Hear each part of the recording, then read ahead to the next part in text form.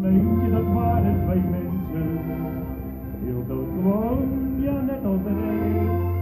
Ze wilden haar trouwen, maar hadden geen woning, en daar lag Leentje geweldig te ver.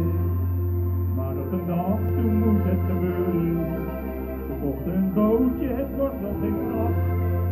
Maar konden niet schelen, ze waren gelukkig, en legden het bootje bij ons in de grap. En we hebben een boot, hij ligt in de Amstel. We hebben een sluitje, het is ons jaar. En neem een keertje bij ons aan de Amstel. Kom dan in ons bootje, we rust allemaal.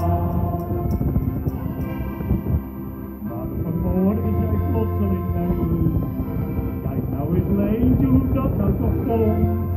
Ik zit hier verdorie met mijn voeten in het water, er zit een gat als een vuist in de rond. Het water steekt snel en de meubels die dreven, de kans op verdrinking die was heel groot. Want geen van beiden kon ik hem zwemmen, ze dreef de deur uit op een tafelpoot. En we hebben een boot, hij ligt in de Amstel. We hebben een schuitje, het is ons jaar. En ben je een keertje bij ons aan de Amstel. Kom dan in ons bootje, gerust allemaal. Naar de helling betrokken, daar stoppen ze heel vakkundig het lek. Leentje kon toen haar meubels gaan poetsen, want de stof van de clubjes zag blauw van de trek. Maar ze lag niet lang bij ons in de Amstel, want de besmieren zweem met een pet.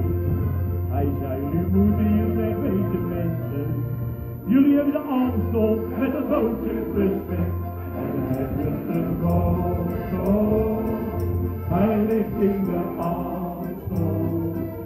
We hebben een schuitje, het is ons jaar.